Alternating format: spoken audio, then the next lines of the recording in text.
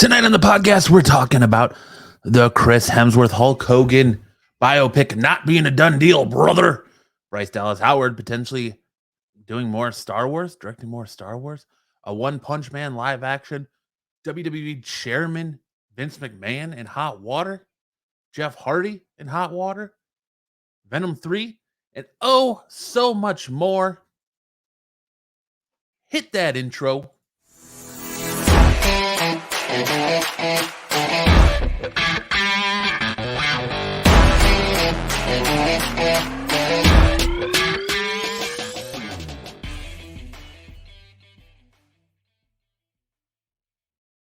It is Friday night in Phoenix, and you're listening to the Absolute Geek Podcast. My name is Matt, and of course, I'm flying solo this week. Solo. Flying high on my own. The king of Absolute Geek taking on his court by himself. Now, that's giving myself too much credit, I know, but, you know, if you can't feel yourself, who's gonna feel you sometimes? Am I right? I hope you guys had a great week. It's finally Friday. It feels like a long time coming, but you made it. Congratulations. And if you're listening back on this on Monday, I'm sorry that you're looking down the barrel of another Monday, but we're here to help make that day a little bit better if you're listening to the playback. And of course, we're helping to make your Friday night just as great. Thank you for stopping by. Thank you for checking out the channel. This is your first time here. Guys, if you haven't done so yet, I want to start off right off the bat by saying, make sure you check out the first episode of Absolute Geek Quickie. It was good stuff, good video game stuff by Max and Tyler. I want to welcome Tyler to the Absolute Geek family. It's good to have you here. I can't wait for more good stuff to come from YouTube and future Quickie episodes. Also, check out my playthrough of the first two episodes. They call them episodes, but they're really levels. First two chapters, levels, episodes, whatever you want to call it, of Teenage Mutant Ninja Turtles, Shredder's Revenge. We got on the gaming stuff. We're trying to pump out more content for you guys to watch on the channel. So we're trying to get those subs up. So if you haven't done so yet, make sure to like and subscribe. I'll tell you what, if we hit, back to way here, if we hit 400 subs, we're going to do a giveaway. I know the guys over at the Quickie have a giveaway going. They have an awesome Star Wars Pop giveaway going. But if we hit 400 subs by the end of July, 400 subs by the end of July, we're almost there. I think we're at 360 on the YouTube. We've got so many more listeners, and if you're a listener, you can enter this too. Just make sure you go to the YouTube channel and subscribe. If not, if you're already subscribed, leave a comment. Leave a comment on any of the videos, and we'll put you in a random generator to win this beautiful bunny mask t-shirt brought to you by the great people over at Aftershock Comics. Read dangerously. If you're not reading Bunny Mask, check it out. It's in volume 2. It's a great read. You can pick up the trades or the single issues at your LCS. Do so next time you stop in. Guys, again, I'm flying solo this week because Max and Lance, well, they're taking their bromance to the next level. They have officially, I think they're trying to elope. I think they went to Colorado to elope. Don't tell their wives. It's getting a little dicey, and their bromance is going to the next level. So we want to wish them all the best of luck moving forward, and whatever happens in Colorado stays in Colorado, boys. Hope you have a good time. Take care. Brush your hair. You know, all that good stuff. But that means, again, I'm flying solo this week. I was going to have P and Marco from Runavision on, but I just kind of felt like I kind of had last minute things going on and had to push this episode. And if you're watching it, you probably noticed that this episode is pre-recorded.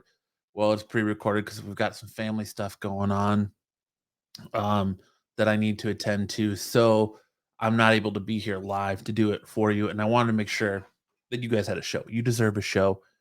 You deserve content in your life. So let's get that road to 1,000 subs going. I want to hit 1,000 subs by the time Aaron and I get married. So I'd like to hit 1,000 subs by November.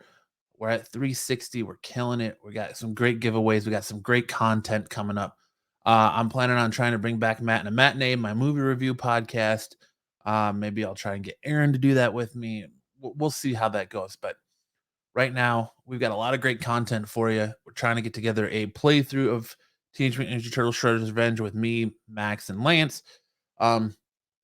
Great content, great guests, great guest hosts. We got a lot of stuff coming up. So that being said, thank you for being here. Thank you for being in the chat. Thank you for everyone who's always so active. We appreciate it. We love you guys.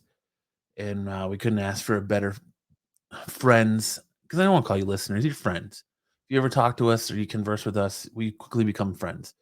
So yeah, with that being said, we're going to kick off this week's episode by getting into a little bit of geek news. Geek news. Fuck yeah. Excellent.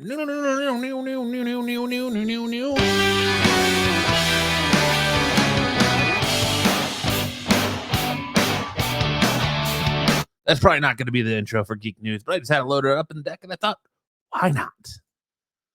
Our first story tonight, kicking off Geek News, we've got the announcement that Lady Gaga is in the early talks, if you will, to join Joaquin Phoenix and Todd Phillips' sequel to The Joker, which is supposed to be a musical, and Lady Gaga is going to play Harley Quinn. Listen, I think, you know what? I think this calls for a little back. What do I want to listen to? What kind of? There we go. Just a little background music tonight. Yeah, Lady Gaga playing Harley Quinn in The Joker 2, and it's a musical. That screams troll to me right off the bat. It screams troll to me that they're trying to keep people off of the trail of what's really going to happen in The Joker 2. They want to keep you guessing. The Joker 1 was such a massive hit as far as DC movies go, really as far as any superhero movies go, as a standalone property. So they want to keep you guessing. They want to keep you coming back. They want you to come back for more. And I think the casting of and saying that Harley Quinn or that Joker 2, is going to be a musical feels like a troll to me, because like I said, they want Todd Phillips to kind of be their head of DC and take this property and take this franchise. Sorry, I'm just trying to find a music to listen to in the background here. Maybe none of this works. I don't know. We'll try this. Or we'll try this.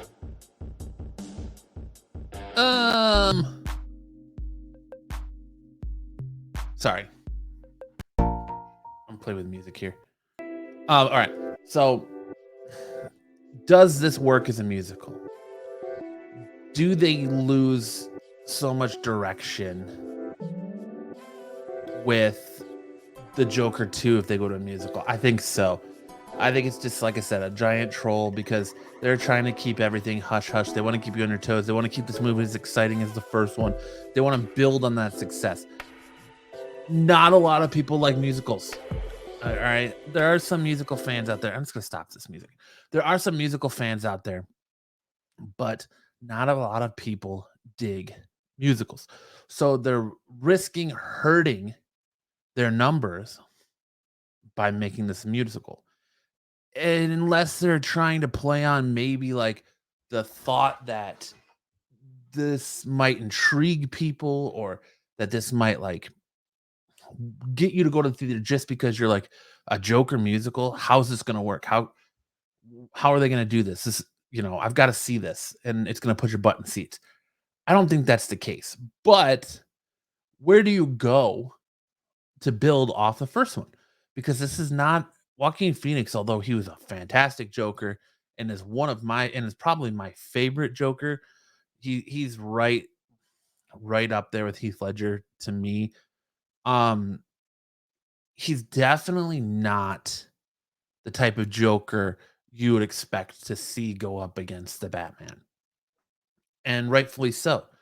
This universe, I think, would benefit more from a Commissioner Gordon type rivalry. So, maybe Commissioner Gordon is just starting out on his beat. He's just a beat cop, you know. The this is, their chess game. But and then later on, because if you read the comics, there's three Jokers. Later on, maybe it builds into the Joker we know and love as Batman's arch nemesis is a copycat or takes up the mantle after something happens to Joaquin Phoenix's Joker or what have you. But Arthur Fleck is not equipped. Well, at least we don't think he's equipped to face off against the Batman. Who knows? Um, I don't. I have faith in Todd Phillips after what he produced in the first one, but I smell kind of a work. If you're a wrestling fan, you know the term. I kind of smell a work when it comes to the news that Lady Gaga. I fully believe that she's going to play Harley Quinn. It would be a smart move. Like if you've ever seen her in A Star Is Born, where she won an Academy Award, she's actually a really good actress on top of her singing career. So I would not be surprised to see her play Harley Quinn, and I think she would actually kill it as Harley Quinn. But I don't actually see this movie being a musical. I may be wrong, but to me, like I said, it smells like a work. You got to build off of what you set in motion. Um, it just doesn't.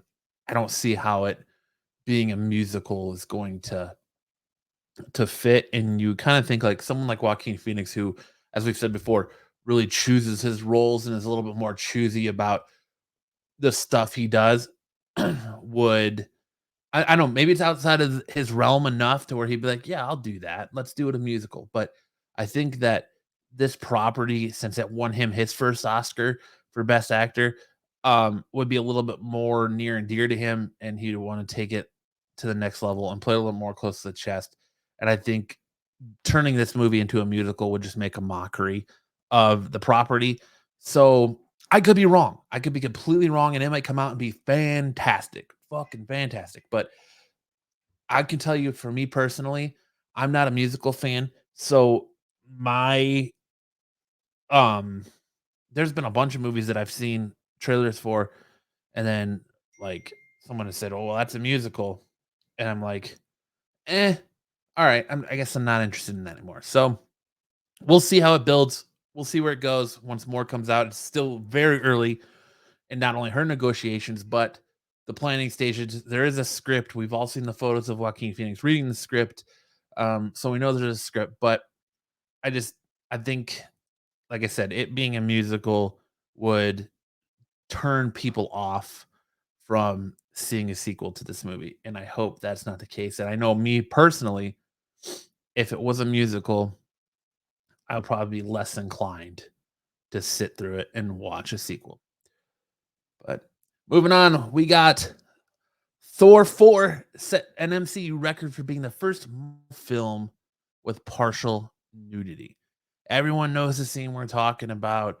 Thor chained up in what looks like Olympus, and he gets his clothes uh, blown off of him, and he's standing there naked, and it's just to make all the women in the audience swoon. Everyone's ready for a buffed out naked Chris Hemsworth. Are we going to see anything? Are we going to see his actual butt? Is it going to be blurred out? Who knows? But it was only a matter of time before this kind of stuff started happening in MCU, especially since there's been criticisms that have come out by other directors and writers saying that this MCU isn't realistic and that there should be sex and you should be seeing superheroes have sex, yada yada yada. So it doesn't surprise me that they would go for the nudity, and it doesn't surprise me that it would be in such a comedic shtick. I like the Loki helmet tattoo on Thor's back kind of makes it look like maybe Loki's been pranking Thor and tattooing him this entire time or drawing on him this entire time since they've been kids. But really, I don't see why this is a big deal. It's just a way to get butts and seats and sell a little more tickets. I think um, it's getting a PG-13 restriction. The conditions behind the ratings are relatively uncommon for the MCU, as Love and Thunder sports intense sequences of sci-fi violence and action, language, some suggestive materials, and partial nudity. Many installments in the ever-growing universe included intense violence and action, but the fourth Thor movie will be the first to feature partial nudity. And it's Chris Hemsworth, but we all saw it in the trailer, and I think they purposely strategically put it in the trailer to gauge more interest from you know people who women or men who swoon over Chris Hemsworth and his bluffed out bod. So there you go. Moving on, Thor brother or not Thor. Chris Hemsworth says Hulk Hogan biopic may not happen after all, brother. And what he's talking about is um basically he's not sure what's going on with the movie. Spoke with Chris Van Velt, a prominent professional wrestling journalist, to promote his Netflix movie Spiderhead. He was asked about the status of the planned Hulk Hogan biopic. Hemsworth did not make it seem like either he or director Todd Phillips, hey Joker Todd Phillips, could be feeling the power of Hulkamania anytime soon. Chris was quoted as saying, Todd is busy doing the Joker too, I believe, and I've been off doing other films. It's all in conversations and in development, and like a lot of things need to come together for it to happen. But I don't have 24-inch pythons yet. Remember in 2019, he signed on to play Hulk Hogan in this Netflix biopic. Hulk Hogan gave him his seal of approval. We've seen images of him getting jacked and bulked up, which you thought was for uh, this role of Hulk Hogan, Hulkamania brother, one of the biggest wrestling superstars in WWE/WWF history. But that's not the case. He's saying it was actually for his Thor Love and Thunder role. Um, so so yeah, it's again, he said Todd Phillips is attached to direct Joker 2 and collaborate with Scott Silver, writing the screenplay, producing alongside Hemsworth and Phillips, and actor Bradley Cooper and Eric Bischoff. You all know, if you're a wrestling fan, you all know the great Eric Bischoff. Um, Good Eric Bischoff story for me is it was when he was doing his run with WWE, early 2000s. Um, they were in Grand Rapids, Michigan. Me and a few friends went to the wrestling show, and we were going to get food afterwards, and they stayed across the street and ate at this diner or restaurant across the street from the arena. And my buddy who was driving the car almost hit Eric Bischoff as he was crossing the street. And so that's my Eric Bischoff story. But yeah, so Hulk Hogan biopic may not be as far as long as everyone thought. I'd like to know your opinions on that. Are you excited for a Hulkamania biopic, or because of all the controversy Hulkamania or Terry Bollea or whatever you want to call him has been surrounded on? And does that sour your opinion on needing a Hulkamania movie? Do you want to see a movie about Hulk Hogan's life? And really, is Chris Hemsworth the right person to play Hulk Hogan? I'd love to know your opinions and thoughts on all that. But Hulkamania doesn't look like it's going to be running wild anytime soon. Our next story, we're sticking with the Chris Hemsworth train, sticking with that sexy, sexy Hemsworth. Oh, I can just hear Aaron listening to me right now, wiping the drool off her mouth. Oh, we're talking about over sexy Chris Hemsworth. Chris Hemsworth thought his Ghostbusters performance would ruin his career. It turns out that much like a lot of us, this Paul what's the director's name? Paul Feige? Yeah, Paul Feige. This Paul Feige directed film didn't necessarily leave the greatest taste in Chris Hemsworth's mouth either, as far as what his perception of his career afterwards um would be. In a conversation this time with GQ, Hemsworth admitted the improv I can't read improv improvisational style. The script worried him to the point that he thought the role would ruin his career. He was quoted as saying, "I said to Paul Feige, the director, there's not a whole lot of things on this page. Like, what do you want me to do?" He said. "Oh, we'll figure it out when you get here," Hemsworth shared. So I said, "Okay, why not? Let's go." And then there it turns out the studio the day before we started shooting, he handed me a script. I read the script and I said, "There's still nothing here. Like, what am I doing?" The actor said. Feige then informed him that they'd be improving, and my improvisational skills was that this is not only the end of my career, but I'm going to ruin this film. Hemsworth said, "I'm going to let everyone down. I haven't done this before. What am I doing?" So the man behind Marvel's Thor explained that he overcame his nervousness thanks to the sense of camaraderie and collaboration on the Ghostbusters set, and he was soon focused on the wacky adventures of discovering who his character was. He also revealed that 90% of the movie was improv, and in the moment, Hemsworth then spoke at length about how much he eventually enjoyed and learned from that experience. Look, that's crazy considering like he saves this movie. He is like the bright spot of this movie with his comedy and like I didn't know that Chris Hemsworth really had that kind of comedic timing um before, and then you see him in that Ghostbusters movie, and then you see him in Thor Ragnarok, and then you see him as the hologram in Jay and Silent Bob reboot and Kevin Smith's movie, and you just kind of see this humorous side of Chris Hemsworth come out. And I think in a lot of people's opinion, he is the bright spot of that reboot and a reason to watch that reboot. Look, I know this reboot gets a lot of flack. It gets a lot of hate. I've said it sucks. It's not bad. I'll watch it if it's on TV, if there's nothing else on. It's good for what it is, but it's not a connection. I think the reason it got so much hate is because it's not the connection the fans wanted. They didn't want a reboot. They wanted a continuation. We got that with Ghostbusters Afterlife, and now I kind of feel like maybe, maybe we can soften our stance a little bit on this Ghostbusters reboot, and that and enjoy it for what it is, and that it's not as bad as everyone made it out to be. Yeah, there's some bad parts in it, and the direction they went with some things I didn't like, and they didn't need all the shouting and all the craziness, but Chris Hemsworth as Kevin was one of the best parts of this movie and bright spots, and it's definitely worth checking out just for his uh, improvisation now. So now that we know that he improved everything, I think it makes his character that much better in this movie. So there you go. I jumped too many slides here. One Punch fans rejoice as we got some news on the One Punch Man live action movie.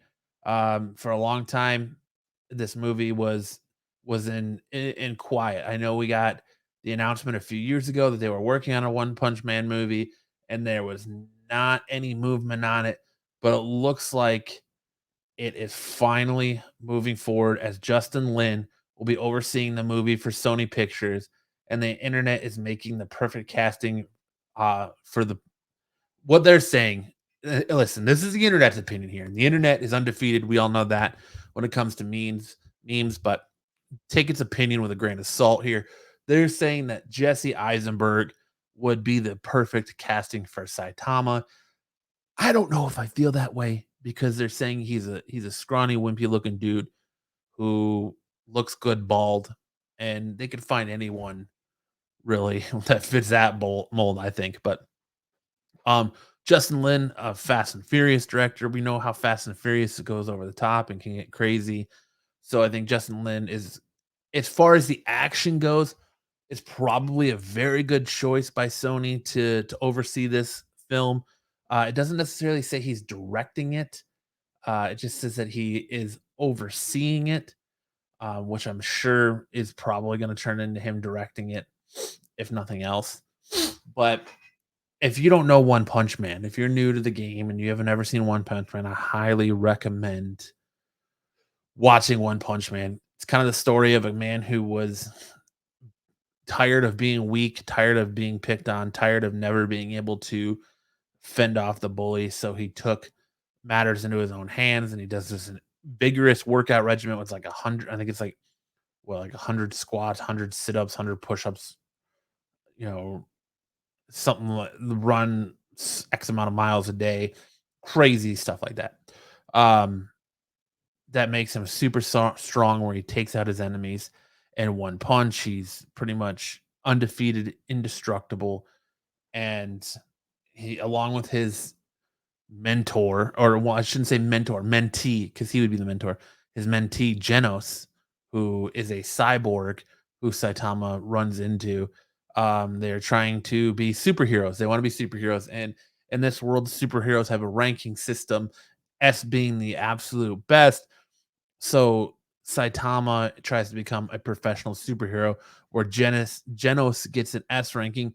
Saitama's not as lucky, but he likes it that way because he likes to kind of be lazy and he doesn't want to do anything. That's the whole reason he likes to finish fights in one punch. So it's a great, gritty, violent anime. My explanation of it does it no justice. I love the show, but I think if you want, you would go check out Sam over at Modern Comic Mayhem, or um Thresholds of Reality. He could probably give you a better synopsis rundown of One Punch Man, because he can better articulate and put his thoughts together than I can. But I've seen the first two seasons of One Punch Man. I think the first season is vastly better. The grittiness, the violence, the humor, the animation style, the difference in animation styles, I think is fantastic. How will this transition to live action?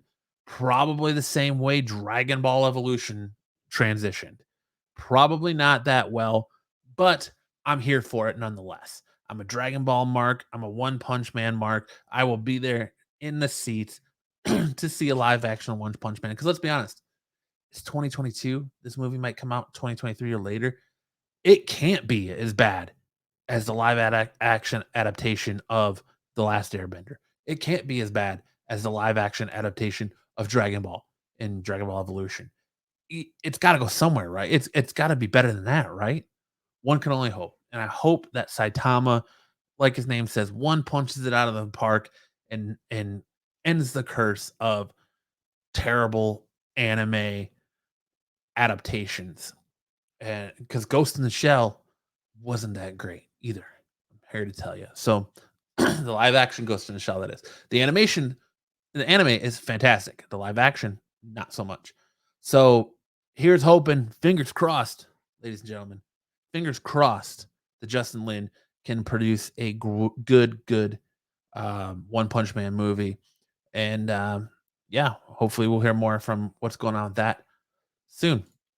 Moving on to Kenobi. Let's review Kenobi. All right, this week's episode of Kenobi is brought to you by Admiral Akbar Cheerios. No, it's not. It's this week's episode of Kenobi saw a continuation from last week, as it usually does, as Kyle would say. But Kenobi is with the other refugees, and they're getting ready to try and escape and transport. And he feels that Vader is coming for them when O'Shea Jackson Jr.'s character says everything. They're in this like fortress or base, I should say, and they're getting ready to transport people out. And Obi wants to get Leia home, and O'Shea Jackson Jr.'s character says, "Well, we have to get all these people out. I'm going to help you. I want to help you. I want to get her home safe, but we got to get these people out first, and then I can help you, as my duty is to them." Kenobi agrees to help in any way he can, and then we see I can't think of the name of her little robot, goes in and it is being, they put the tracker on the robot, and now the robot is being controlled by the Empire. Goes in, cuts the power to the base, the doors close, and now they are trapped. And the Empire is looming on top of them. Vader knows where they're at. Vader is ready to strike. We see a lot of good flashback sequences to Obi-Wan and Vader. And well, I shouldn't say Vader. Obi-Wan and Anakin training. We got the big lightsaber battle that we were promised by Kathleen Kennedy and everyone else, and it wasn't flashback sequence, unfortunately. I like the way this episode handled flashbacks and present time stuff. It didn't linger too long in either. And so Vader is on his way, but the third sister, Reva, shows up, and we find out, like we all thought from her conversation with Obi-Wan, that Reva was the young girl from episode 1 who sat there and watched Anakin slaughter all the younglings. So she has this beef with Anakin, and her whole mission for searching out Obi-Wan is to have Vader get his guard down so that she could finish off Vader and kill him to get revenge for him slaughtering her family, which she considered those younglings to be her family.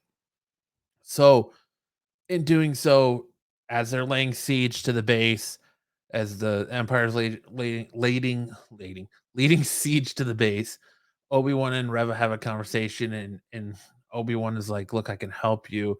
He's like, "You're hunting Vader. He's not hunting me. You're hunting him. You're not, basically you're waiting for the perfect time to strike." So they continually lay siege. I can't talk. They continue to lay siege to the base, and as they're doing so, they pretend to they capture Kenobi. She says, "We have him." Um, Vader, basically says he's already lost, yada yada yada. Vader comes down, and he's going through the base looking for Obi-Wan. And as he enters the rebel base, the ship tries to take off, and Vader busts out some badass Force Unleashed style Jedi, or I shouldn't say Jedi, but Sith force manipulation, and he grabs the ship out of the sky, forcing it back down to the ground, and then ripping it open. And as he does that, another ship takes off because Leia, I forgot this part. Leia actually is in the vents trying to fix the doors because nobody else is big enough to fit to the vent. So she finds that what her robot cut to close the doors. And so they get them open and they take off in the ship. The highlight of this episode was the Vader. First of all, it was the flashback to the lightsaber duel of Obi-Wan and Anakin, and just kind of there's a lot of things that reminisce that they use to resonate from the past to the future in this. And there's a lot of times there's a couple parts that say, you know, Er Anakin's wanting to always attack and never think about defend or to underestimate his opponent essentially is what makes him always the Padawan and makes him weak in a sense, I guess. Um, Prevents him from, I guess, I don't know, achieving his greatest potential, but the that duel or sparring match was really good to see. It was good to see the different styles between Obi-Wan and Anakin. My biggest gripe with that is that Hayden Christensen looks so much older than Ewan McGregor there. Like, dude, when they first cut to him, you see the crow's feet on his face, on his eyes, and it's like, yo, you spent all this money to de-age Luke Skywalker, you can't de-age Anakin Skywalker? Like, come on. But I guess Hayden Christensen's still young enough where you can kind of get away with it. They didn't really show his face or a close up on his face too much. That's why I think they kept him moving so much. But that was my big gripe. Was like, yo, Anakin looks like he's about 45 and been a heavy drinker, and Obi-Wan looks like he's like 25. So that's an over exaggeration, but you get my point. Overall, I really like this episode. I wish more of Kenobi was like this. I've complained about the continuity areas in the past. I'm not going to do that. Like, you got to see a lot of cool Jedi stuff here. You got to see all the Jedi writing on the wall. You got to see the old Jedi lightsabers, Jedi robes, kind of just items that have been discarded from these Jedis who are on the run since Order 66. And I'm interested in that. I wish I could see a little bit more of that. I wish, there was a little bit more to Kenobi. I'm sorry that we only have one episode left, but this was probably by far my favorite episode. It was the strongest episode for me. I liked the flashback stuff. I liked Vader being Vader. I liked the badass lightsaber fight between Reva. I left that out too. That Reva, as the ship is leaving, Reva is uses that as a distraction to try and attack Vader, and Vader basically force stops her and says he was wise to use you against me. And she's trying to like hack and slash at him, and he's stopping her with all these like force movements and using the force strongly against her. And their lightsaber fight is good, and she even does the double blade and starts spinning, and Vader stops it with a force and breaks it in half and throws it to her before he guts her. Lightsaber through the gut. Um, and then you see that the Grand Inquisitor was never dead. He makes his way back, and they leave her for dead. But through all the commotion, Kumail Nanjiani's character, the guy who pretending to be a Jedi, Obi-Wan gave him his lightsaber and a hologram with I think say it was Organa, Leia's dad, essentially. His message about Luke, and it gets dropped on the ground, and of course she finds it. Plot device, right?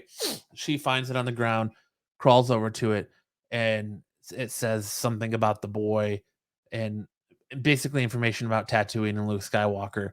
And it closes on with Obi-Wan being like, "There's a disturbance in the Force." He's like, "Something's not right." And then it cuts to a shot of Luke Skywalker laying in his bed on Tatooine. Now back to, I love the lightsaber fight with Vader and Reva. I like that stuff. I like the lightsaber fight in the duel in the past between Obi-Wan and Anakin. Like I said, I wish more of Kenobi was like this, and I kind of wish it was more like Kenobi's journals versus what we got versus this like Kenobi and Leia's grand adventure type deal. Because it still presents that minor continuity error of does Leia really know? Leia didn't know Obi-Wan. It's implied that heavily that Leia didn't know Obi-Wan. And I know for a damn sure back when George Lucas wrote the original Star Wars, he didn't intend for it to sound like Leia knew Obi-Wan. But whatever. I just hope that we don't get an even bigger continuity error. I'm interested to hear what your thoughts on how the final episode of Kenobi goes, how it's going to end. Are they going to make her the new Darth Maul? Are they going to have Vader use that information to get back in the good graces of Vader, to try and double cross the Grand Inquisitor like he did to get one up on him? Are we going to see Vader go to Tatooine? Are we going to get one final lightsaber fight between Vader and Obi-Wan on Tatooine? I doubt it, because that would create a monstrous continuity error. But who knows? Who knows where this is going? If you want to know, make sure to check out Tales from the Dark Side over on Renovision Sunday nights. Pete, Marco, Jedi Johnson, JJ, all those guys, Dom, all those guys over there, you covered with all your Star Wars knowledge, all your Star Wars information, anything you want on Star Wars. Those are the guys to see. But I'm interested to hear what your thoughts on Kenobi is. Do you like it? Do you not like it? Why? Are you just along for the ride and you don't really care about all the issues? Are you someone who's a big stickler for the issues? Let me know in the comments, or in the comment section of where you listen to this podcast, because I definitely would like to hear your opinion on Kenobi. But again, I really enjoyed this episode. I hope you guys did too. Moving on. Speaking of Star Wars, sticking in that universe, Bryce Dallas Howard. That's right. Bryce Dallas Howard, Ron Howard's daughter, stars of the Jurassic Park sequels. Reacts to fans want to hear direct Star Wars films, and her reaction is pure joy. She said that Favreau came back from Star Wars Celebration and said that there was a lot of chatter and buzz about how people wanted her to direct more Star Wars after her episodes of The Mandalorian. I believe she did some episodes, directed some stuff on Black Mirror too, but her Mandalorian episodes are some of my favorites. I think she's a fantastic director. She is just finding her footing. She has not really directed major motion picture films yet, but I think Star Wars is in good hands with Bryce Dallas Howard. I think she would do it justice. I think she would be really, really great as a director of a Star Wars franchise. Taika Waititi's getting his own. Johnson's getting another go at it. I would like to see them kind of let that Bryce Dallas Howard take that next step and take on a major Star Wars film. rather than just a couple episodes of The Mandalorian, um, and whatnot. But again, from what she's directed from Star Wars is fantastic. I can't wait for more. I say give it a go. I say let her have the reins. Let her go. Let's see what happens because it can't get much worse than, in my opinion, it can't get much worse than The Last Jedi. Moving on, Avatar: The Last Airbender. Oh man, let me tell you my love for this series. As a new father to a 5-month-old, I want to share my nerdom with her. Like some of my things that I'm looking forward to more is like sharing this community with her and my love for these things with her. Even if she doesn't end up being into it, I just want to make sure like we get that bonding and that experience together. And what better thing to bond with your child over than Avatar: The Last Airbender? I am such a huge fan of this series. The original series, the 3 books with following Aang's adventure, plus the Legend of Korra stuff, all fantastic. I love it all. And thank you to Paramount Pictures and Nickelodeon who announced that we are getting a trilogy of Avatar: The Last Airbender animated motion pictures that are coming. They haven't really announced what the premise of the movies are going to be. I have a feeling that it's probably going to be based off of a lot of the comic books that have come out since Avatar: The Last Airbender aired. Um, like, hold on, I'm pulling them up here because I can't remember the name of them. And comics. I know one of them is like the search part one, which is Zuko searching for his mother, for trying to find out what happened to his mother. Uh, it says for years, the fans of the Avatar: The Last Airbender and Legend of Korra have burned with one question: what happened to Fire Lord Zuko's mother? Finding clues at last, Zuko enlists the aid of Team Avatar, the most unlikely of allies of all, to help uncover the biggest secret of his life. So he gets Team Avatar plus Azula, his sister, to go search for his mom. And the search has 3 parts. So I wouldn't be surprised if all 3 movies were the search. Um, but I think you could probably cover the majority of the stuff from the search in one movie. And then there's The Promise, which is another uh comic book story. And so there's a lot of comic book related items in the Last Airbender universe that they can pull from and make into the 3 movies. But I'm all there for it. I'm glad to hear that they have an Avatar room now. I'm glad to hear that they are making more Avatar content and expanding and playing more in this world. And I'd like to see more in this world beyond Aang, beyond Korra, maybe even in the past to see more about like Kyoshi or Roku, or maybe even avatars we haven't seen yet, like future avatars after Korra. Who takes over after Korra? Who knows? But I am all here for more Avatar, the last Airbender stuff. Give me more. Give me more. The Promise is, I think, 3 parts as well. Might only be 2 parts, but um there are, like I said, regardless, there's the Rift. There are a lot of Last Airbender comics out there from Dark Horse that can continue on this world and fill that void. And I would love to see it play out in an animated movie. So good on Paramount Studios, good on Sony. No, why did I say Sony? Because Sony isn't involved in this, are they? No, it's Nickelodeon. Why did I say Sony? Good on Paramount Pictures, good on Nickelodeon.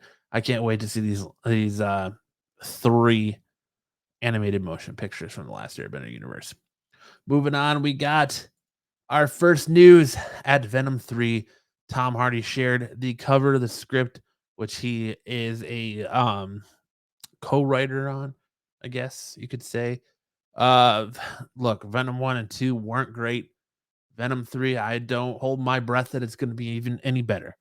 We're potentially going to get the payoff of the end credit scene to Venom and Spider-Man No Way Home, maybe, because I think that was leaving symbiote in the Marvel universe versus the Sony universe. But I have no hopes that Venom 3 is going to be any better than Venom 1 and 2, but I can kind of feel we're finally going to get that payoff. We're going to get that meeting of a Spider-Man, maybe not Tom Holland Spider-Man, but I think we're going to get that meeting of a Spider-Man and Venom. Wouldn't be surprised if it turns out to be Andrew Garfield's um version of Spider-Man because I kind of feel like since this movie, for all intents and purposes, what we know is set in the same universe as Morbius, I kind of feel like Andrew Garfield, and since they already established that it's a different dimension, and now they went as far as taking Adrian Toomes, aka the Vulture,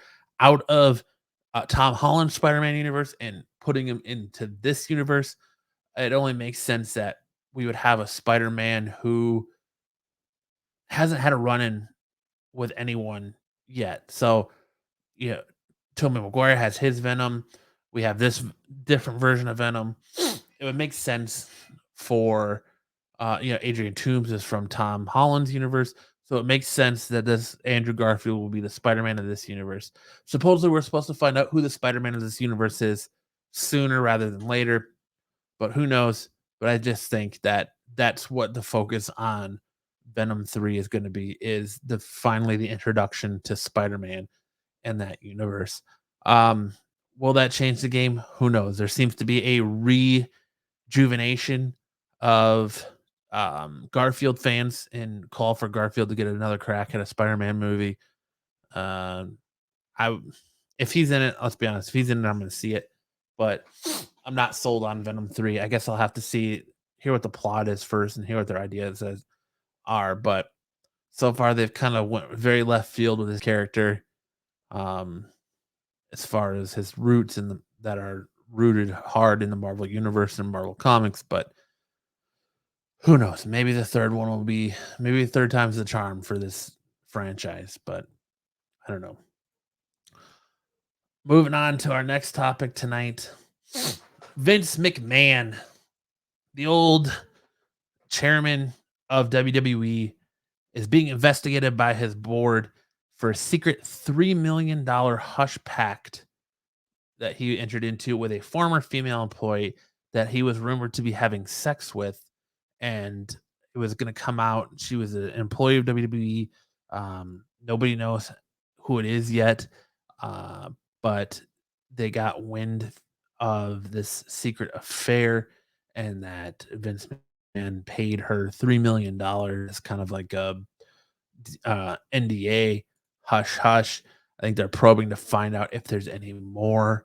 Um, so it says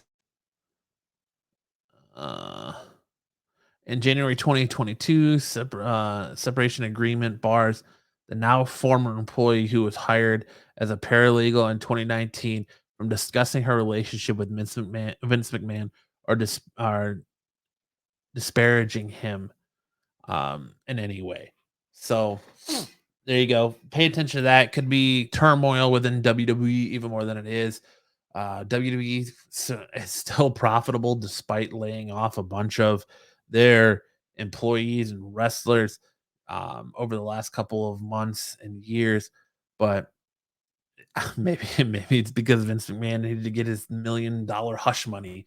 Who knows? But in a world where you see the NFL wrapped in turmoil with Deshaun Watson and all those allegations against him. I think it's up to like 26 now allegations against him. And now you're getting allegations against Vince McMahon outside of the Me Too movement.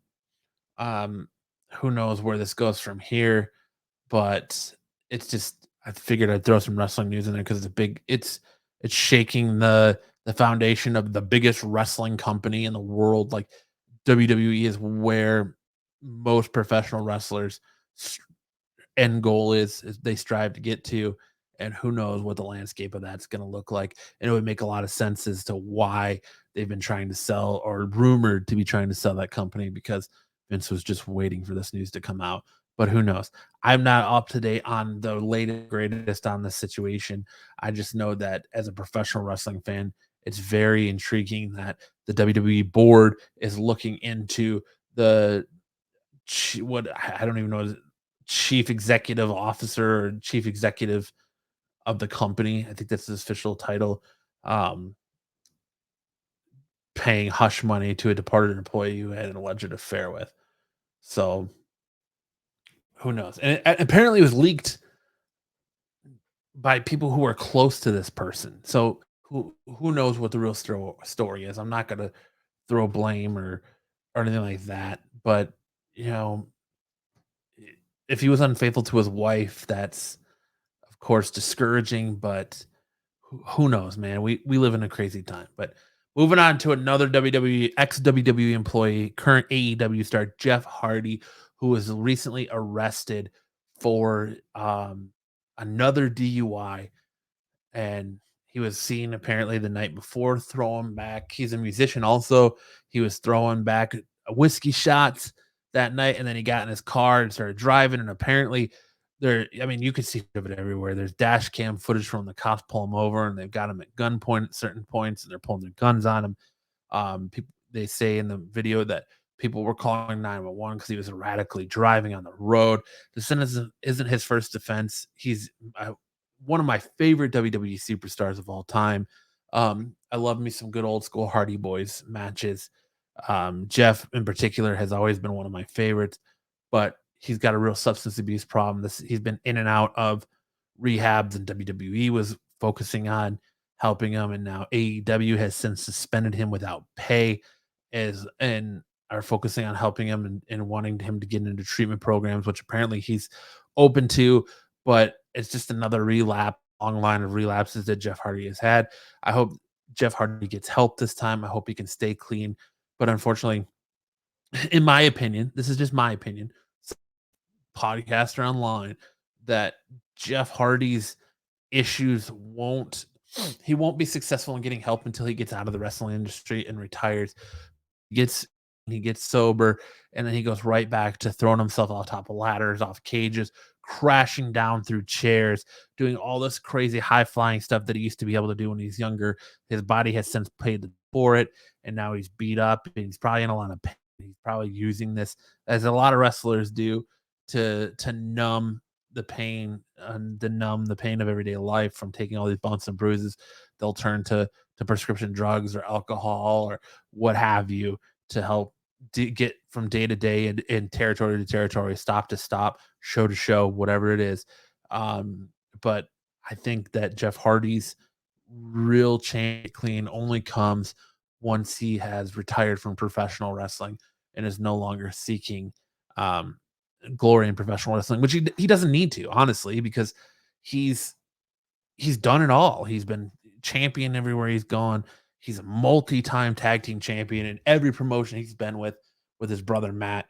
He's got really nothing left to prove. So I'd rather see Jeff Hardy walk away from wrestling and get clean and sober for his kids and his wife and his family and have a good longevity of life outside of wrestling than to constantly have these brush ups with the law. Some of them are very serious in the past, very serious allegations he's had facing him in the past. But all in all, I just hope Jeff Hardy gets the help he needs. And as a wrestling fan, a longtime Jeff Hardy fan, that's really all I want. Um, and to end the show tonight, rounded out, we're gonna talk Miss Marvel episode 2. I enjoyed this episode.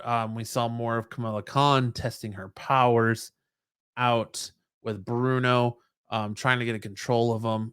We haven't really figured out more about the bracelet, but she keeps getting those flashbacks. They meet a new kid in school who is very odd, who seems to know or have some sort of connection to Kamala Khan.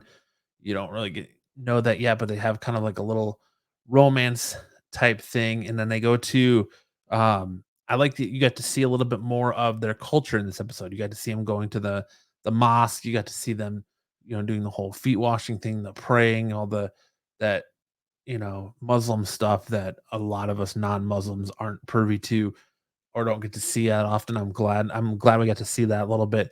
I'm glad that it wasn't overdone. It was just the right amount. It wasn't very like shoved down your throat as religion can be sometimes in certain things, but I thought it was tastefully done.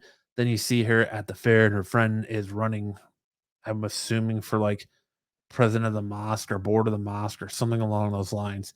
And they're having this big festival, and Camilla is trying to find out more about her great grandmother, because her great grandmother, she asked her grandmother about it, and her grandmother says, "Oh well, she's been outcast. She was, know, a she brought shame to this family." And her mom kind of reiterates that too when Camilla brings her up to her mom asking about her.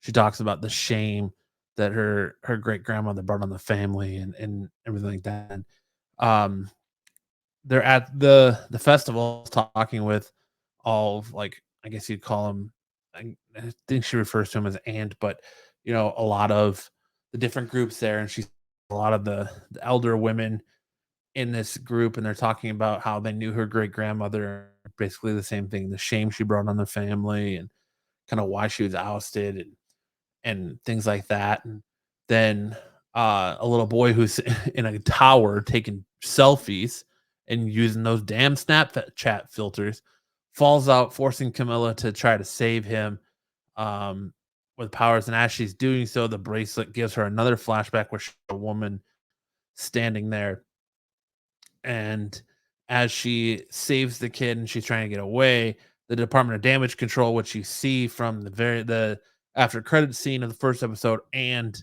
that are interrogating Ned, MJ, May in Spider-Man No Way Home, are going after her, Kamala, and they interrogated the woman, or the little girl who Kamala saves in the first episode, dressed as Miss Marvel at Avengers Con. They're interrogating her first, and they get a hit on that Kamala's been sighted, so they try to get her, and they try to attack her with Stark drones that you see in Spider-Man No Way Home, and she beats those. And as she's on the ground from falling, uh, this new kid shows up in the car and says, "Get in." And he seems to know Kamala has powers. And as they're driving away, uh, a voice says from the back seat, "I've been waiting for a long time to meet you, Kamala." She turns around. It's what seems to be her great grandmother. It is, the same woman she's been having these dreams about, or not dreams about, but visions. So essentially, her great grandmother, um, and she's related to this new guy that she's crushing on. Who knows? It's been a good series so far, pleasantly enjoyable. I'm enjoying it a lot more than I thought I was going to. There's a lot of comic nostalgia that's going into this. Um, I kind of feel like it's a great grandmother who's part of the clandestines. Um, and they're known for living a long time, so that would make sense if that was his mother. I don't know. We're gonna hopefully see more coming from this. I enjoyed it for what it is. I'm enjoying Miss Marvel a lot more than I thought I was going to. I can't wait to see more. I can't wait to see it goes. I'm intrigued for Wednesdays. There's just so much to watch, man. But I'd say give the first 2 episodes of Miss Marvel a try. Listen, we're not the target audience. We talked about that, like 20 plus 30-year-old, 40-year-old dudes, whatever show you watch online, are not the target audience for this. But it's very well done. It gives me a lot of Spider-Man Homecoming. Um, it's very quirky, and it's very like Marvel, Disney Plus and Marvel have finally found their footing, I think, with these Disney Plus shows, and they know what they're doing. And I'm here for it. I'm enjoying it for what it is. And I look forward to more from Miss Marvel. But that's it, guys. That's our show this week. Almost 1 hour. Look at that. Boom, bang, boom. Um, Thank everyone for checking out this playback. Again, make sure to check out Pete and Marco and the boys over at Renovisions on Wednesday and Sunday. Um, you can check out Kyle if you still are, go check out Kyle on Modern Comic Mayhems on Saturday nights. Make sure to check out our other content on the channel, man. Make sure to check out the Absolute Geek Quickies. Make sure to check out my playthrough of the first 2 levels of Teenage Mutant Ninja Turtles Shredder's Revenge. Let us know what more content you want to see on the channel. If you want to see more stuff like that, if you want to see different kinds of stuff, let us know. If this is your first time finding us, make sure to hit that like button. Make sure to subscribe. Join the Absolute Geek Army. Have a great time. Be active in our live chat. Be part of the family, because that's and honestly what we are here at the end of the day. It's one giant community, one giant family. So yeah, make sure to go like the quickie, get entered, leave a comment, get entered in that Pops giveaway. Leave a comment down below, subscribe to the channel so we can get you in the drawing for that t-shirt. And yeah, so for this episode of the Absolute Geek Podcast, I'm Matt, and we will definitely see you next time.